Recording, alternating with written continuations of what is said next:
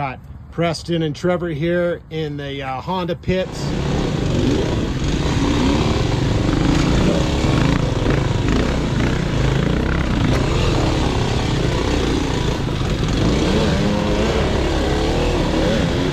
All right, guys, we just wrapped up the 30th annual Big Bear Trail Riders Big Bear Run. We tackled the hard way, and the KLX and the CRF made it. A lot of haters and a lot of doubters pre-race, especially on Facebook, shockingly. But yeah, we made it into the finish.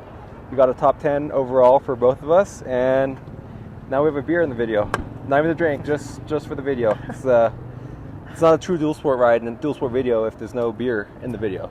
That's the rules Jimmy told us, I guess, so we have to follow the rules. One beer review. So to give some context where this whole kind of deal started, we were riding our XT250 Yamaha around last year quite a bit, and we actually were having a lot of fun, and we're just kind of surprised at how capable the bike was. And so we started kind of riding it more and more, and we actually took it onto the Glen Helen motocross track and started passing and being competitive with some of the guys riding their $20,000 modified built 450 motocrossers, and we were on a stock XT250, and so that kind of brought an idea into our head is we wanted to take one of these types of bikes, these entry-level dual sport bikes, and see just how capable they are. We called up Kawasaki and Honda, and they both had a 300cc 4-stroke entry-level dual sport that they were willing to offer us for the weekend. And so we took them with minimal modifications. We just did some Dunlop tires, mousses front and rear, and Ricochet Off-Road Skid Plates for both. And for other than that, we left them completely stock. And we wanted to see, first we wanted to see just how, see if we could finish the Big Bear dual sport ride.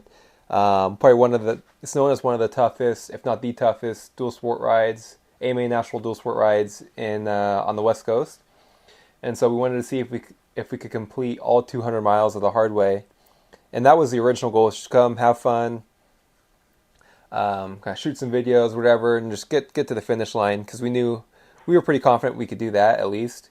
And then there's some comments started floating around on Facebook about getting top 10 and this and that, and we were a little skeptical, but kind of we were just running with it. And then we had a couple guys who laughed at us, who even with the top 10 comment even brought up. And between that and a couple people suggesting that we stick to the easy route and that these bikes aren't capable of going the hard way, that immediately flipped the switch kind of 2 days before the event, that we were going from just showing up to finish to we were showing up and quote unquote racing it like everyone else does, and seeing if we could actually get inside the top 10 overall at the end of the 200 miles. And so this is kind of where it starts. Something else we were kind of looking to prove was, a lot of people, they go out and buy their favorite 450 or 500 dual sport. First thing they do is make all these modifications to it. They throw an exhaust on, they take the reeds out. They do all these kind of crazy mods. They do chassis mods. I saw way too many sets of X-Trig triple clamps on dual sport bikes just walking around the parking lot at the Big Bear Run.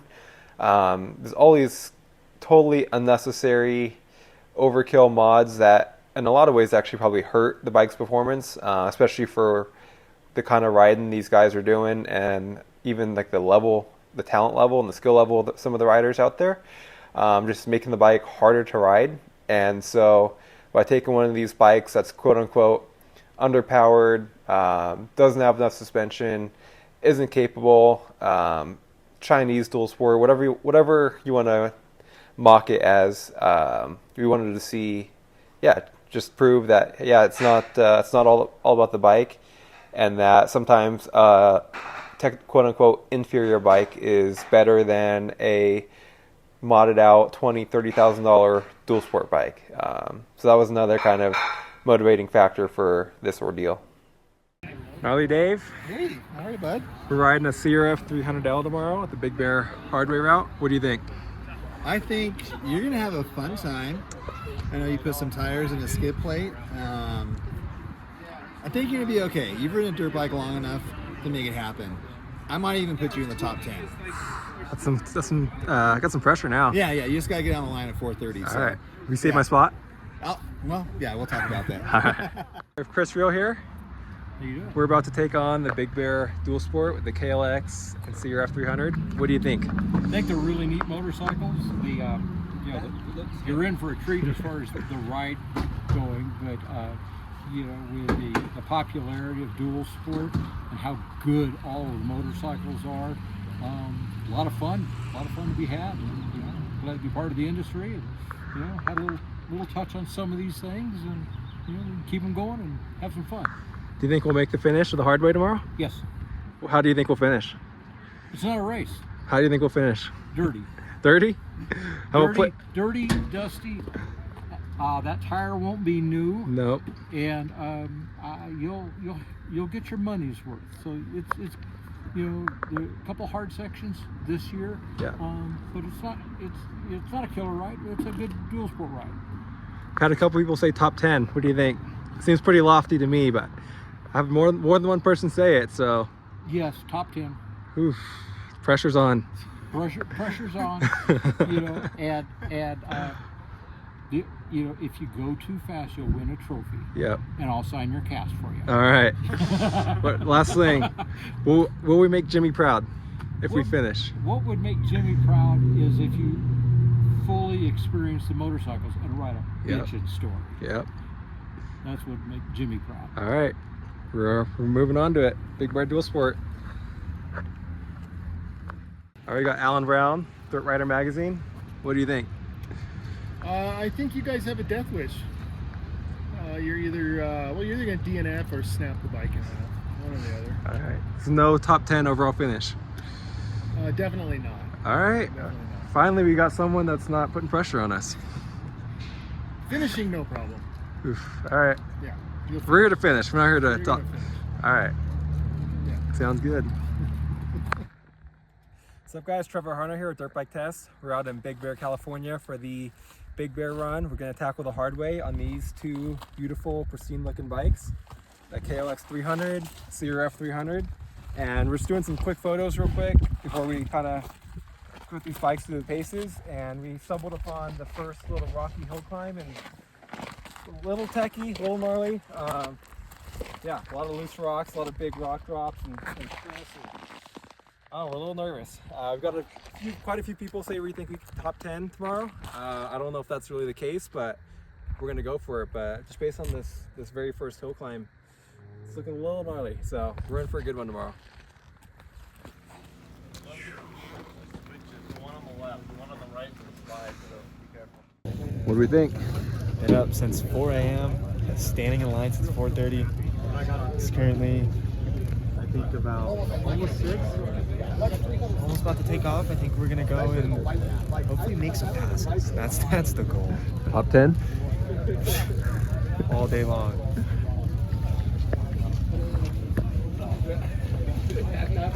What do you think of our chances on the CRF and KLX? Oh man, I think you guys got it. Top 10? It's gonna be top 10's gonna that'd be very impressive. I don't know, we've got a lot of. I know you're fast, so that'd be impressive. We got some pressure. I don't know Yeah. if top 10 is possible, but we got some people thinking so. Good luck. All right, have fun out there. Been in line since 4:45, and we're back here. There's a lot more behind us.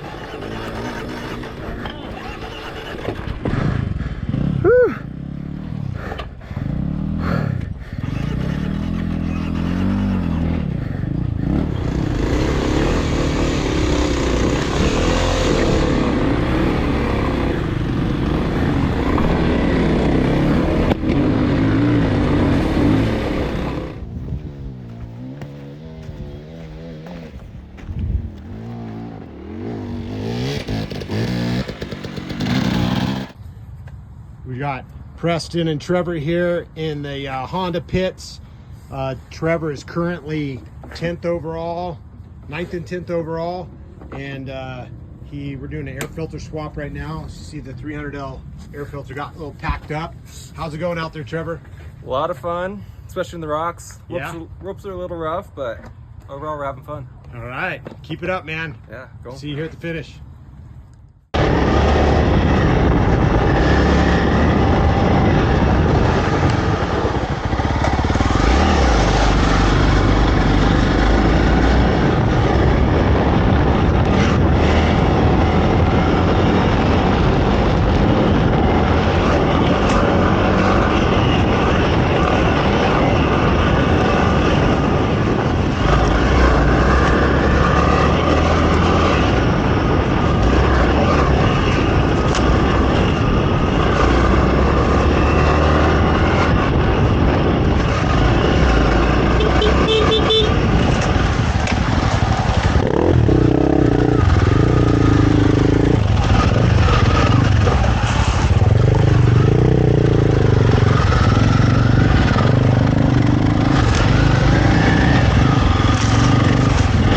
Thank you.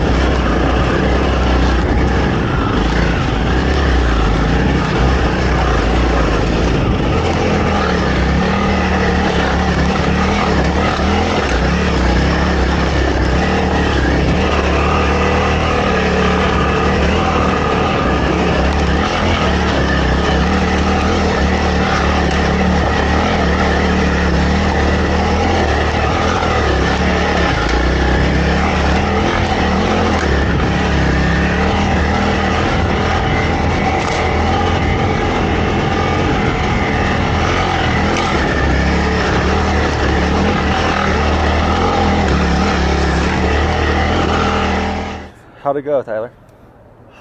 I don't know if these were the worst bikes or the best bikes out there. It's really hard to say. I think they were both. I think, yeah, a little half and half. I think in the rock section, these bikes were awesome. You could I think I sat down more than I stood up. They would just lug over everything, but as soon as we would find some whoops or some big open roads, these bikes just would get caught and we'd get passed by people. But for what they are, I think they did awesome today. I had a great time on the bike. I think there's moments I definitely wanted to stop riding, but these bikes definitely, I think, made it a lot of fun. Yeah, I think these bikes are so easy to ride. The CRF300L and the KLX300, they're so easy to ride in those rocks and technical stuff that it's really hard to make a mistake. And then even if you do make a mistake, the recovery is so seamless and easy that it's almost like the mistake never even happened. Whereas on a bigger bike, yeah, you might get it through a little bit quicker, but the opportunity for mistake is much bigger and the consequences are much bigger. Where these bikes, you literally put in first, second, third, sit down, stand up, feet on the pegs, feet off the pegs, all of the above. Didn't really matter. Like, it's almost hard to, we couldn't get stuck. We couldn't make any mistakes really. Jimmy Lewis here, just letting you know that today's video is brought to you by Yamaha. Yeah, even though we're testing other bikes, Yamaha is bringing this content. So head to your Yamaha dealer today and tell them Dirt Bike Test sent you. And they'll go, who's that? And I think in the rocks, these bikes, yeah, they're so easy to ride.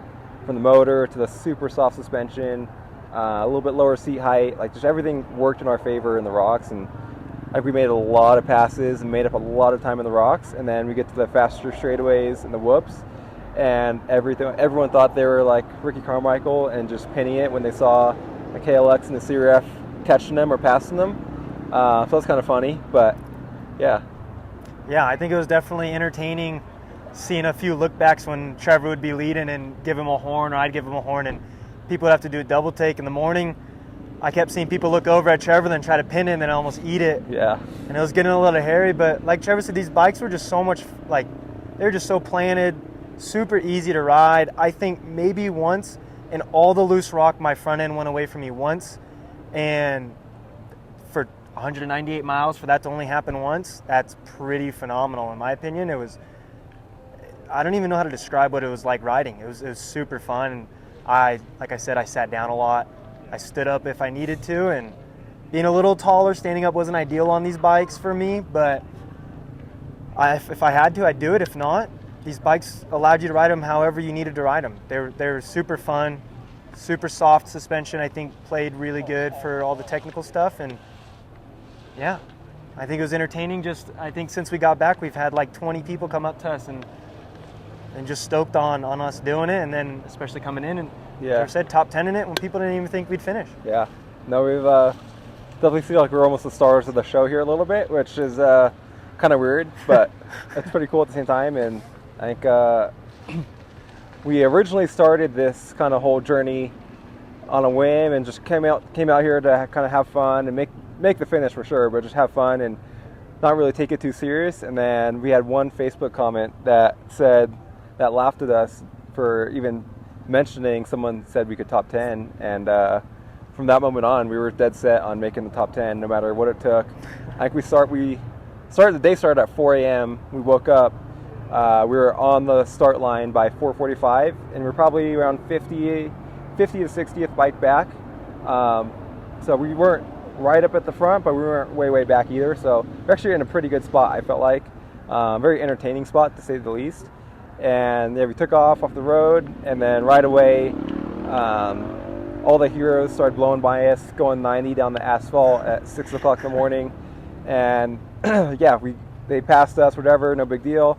And then the very first dirt section is one of the harder uphills, and like I said, we took off around 50th, 60th, and by the first checkpoint at the bottom on the back side of that first uphill, we were already top 15. How many victories so far? 20, 30, 15. Yeah, you're doing good. You'd be doing better. So we basically made all our passes on that first hill when everyone was racing just to get stuck themselves. So and then we had a lot of back and forth, possibly some course cutting by a few guys, but we've beat them anyway, so I guess it doesn't matter. It's not a race, even though everyone was racing for sure. But yeah, honestly, like I said, both of these bikes were so good. I think the KX definitely had the upper advantage in the suspension department. Just a little stiffer and just a little more aggressive, which is really good for what we were trying to do today. But I think the CRF had the advantage with the motor. Like, that thing was so torquey. You could do second gear was just unbelievable on this bike. You could climb up just about anything without using the clutch. If you had to, every once in a while I dropped it in the first, but overall it's more of a second, third gear bike, and it's just so torquey and so much low to mid end. And yeah, it just made it super easy. But then once we got in the faster stuff and the whoops, that KLX really shined. Just yeah, because the suspension was a lot better. Yeah, like Trevor said, the Honda definitely had a better motor. He would get into some of the tighter, rockier stuff, and I could just see him kind of like hit stuff hard and from a full stop, to where the Cowie worked really good if you just kept it moving. You had to keep it going, so there was times I would get hairy trying to pass Trevor just because I knew if I stopped, it would just make my life a little bit harder. But still, if you put it in first gear and just sat on the rear tire, it would go up. I don't think there was anything I didn't make it up.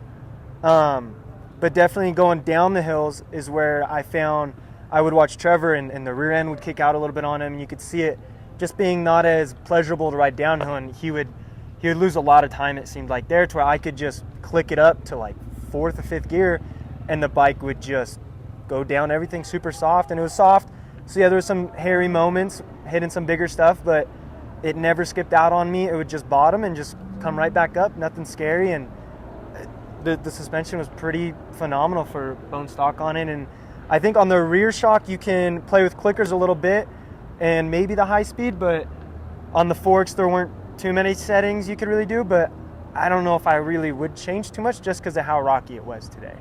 Yeah, I think it's important to note we rode these bikes as close to stock as possible. The only modifications were we put Dunlop tires on both bikes, knobby tires, so AT82 rear tires, MX53 front tires. We stuffed them. Tyler ran nitro mousse, I ran some air mousses, no problems there. And then the only other modification was Ricochet Off-Road sent us a couple skid plates for both of these bikes, and yeah, those saved the day 100%. There's no Absolutely. way. There was a few times we hit, and I could hear both of us where you would hear it hit, and I looked down, and the skid plates looked fine on both of ours, and without them, our day would have been done pretty early, I think. Yeah, we would have smashed frames, broken cases. We would have definitely been dead in our tracks without the Ricochet Off-Road skid plates. So huge shout out to them. Super quality product. A lot of them just like 4 bolts. The frame mounts are super easy to use. Plenty of protection. Like I said, I bent a shifter on my Honda, but that was from a crash, not really from hitting a rock. But other than that, like the undercarriage and everything looks really good on both of these bikes. So yeah, Ricochet Off-Road skid plates were the save the day for sure today, as well as the Dunlop tires. Like I said, the AT82 rear tires actually hooked up really good, and they lasted really, really good for 200 miles of a lot of rock, a little bit of sand, some asphalt, probably 15, 20 miles of asphalt total. It's like a lot of rock though, and both tires held up really well. And yeah, basically that's really the only modification we needed. Bone stock suspension, no pipes, no nothing. I think the only thing we did change today too was on my Honda, the air filter clogged pretty early. Around mile 40, 45, it started running pretty bad, and then I had to limp it in kind of the whole till mile 110, so 50, 60 miles. It wasn't too bad at lower elevation, but as soon as we started climbing any kind of hills and getting up higher in elevation, a little less air, it was really apparent. I almost had to stop at one point. But yeah, we came in, Johnny Campbell, Preston Campbell, huge shout out to them, Gnarly Dave.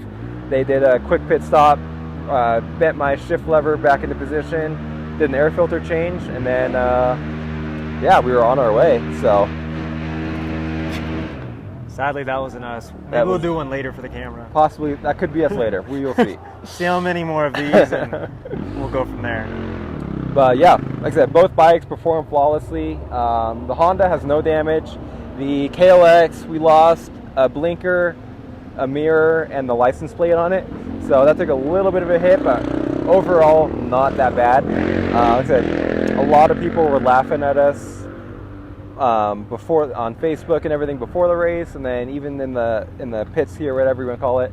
A lot of supporters, but still a lot of haters and doubters that were laughing at us and thinking we were crazy and there's no way these bikes will finish, let alone inside the top 10. But we made it happen. 8th overall, 9th overall, so well inside the top 10, and it was a pretty solid day. A little tired now, but I think we could be back for more next year. We will see. Right now, I'm not too sure about that, but as we recover, that might change. And yeah, maybe we'll get some other bikes out here. A Yamaha XT, maybe an adventure bike. We have all sorts of plans coming up. So, any final thoughts? I think it was a really fun day, and I think these bikes honestly shined really well here, and I think we showed that. Broncos. Nice. Bronco Sports. Don't buy Bronco Sports, people. No, it's super fun day on these bikes. I think they were. I was really surprised how good they did and how much fun we had on them. Honestly, by like mile 10, I knew it was going to be a fun day, and these bikes were going to do good. Yeah. And there wasn't going to be anything these bikes couldn't do. And yeah, I think it shocked a lot of people, including us, what these bikes were capable of. And super fun time, and absolutely love to be back. And maybe on something different, try some new things. Vespas, I don't know. Let us know what you guys want us to ride. Yeah, I think the most fun was probably the first 10, 15 miles, just passing all those people with their $30,000 dual sports sitting stuck on the very first hill climb, and here we are, we're beeping our horns, passing them, weaving in and out in the dust. Can't see a thing, but we're just kind of motoring along, beeping the horn, and yeah, it's a pretty fun day. So hopefully we will be back for more. Jimmy, I think you have more fans here than I've ever seen in my life. Yes. Had multiple people come up to talk to me about you. Yeah, lots of Jimmy fans out here. This Not is sure definitely why. a Jimmy scene here. I don't know I've why. never seen him here, but it's a Jimmy scene. So maybe next year Jimmy will come out. I think Probably not. Maybe. a lot of people were disappointed there was no Jimmy. Yeah, a lot definitely of people. disappointment. This is definitely his crowd, like we said. So hopefully he shows up. All right, I guess that's a wrap on the 30th annual Big Bear Run the hard way. Like I said, KLX, CRF, both way outperformed almost everyone's expectations. I knew they would be pretty good. I didn't think they'd be this good, but yeah, I think bikes were solid. We did pretty good. We had a couple mistakes, but nothing we couldn't come back from, and yeah, we had a lot of fun. So until next time, stay tuned to dirtbiketest.com for more. Let us know what you think in the comments below, and share this with a friend. I think maybe we'll get some more of these bikes out here next year and see how many finishers we can get on the beginner or entry-level dual sport, actually, you could say. So it was a lot of fun. I think in some points it was the best bike out here, and at some points it was the worst bike out here. So the rocks, they were really good. The whoops, not so much. But overall, I would absolutely do it again. And yeah, we'll be back for more, so stay tuned. If you liked what you saw in this video, come check us out over at dirtbiketest.com on the webs. We have bike tests, product tests, a lot of fresh dirt, and you can even support us by clicking through our links. Hopefully we'll see you out in the trail.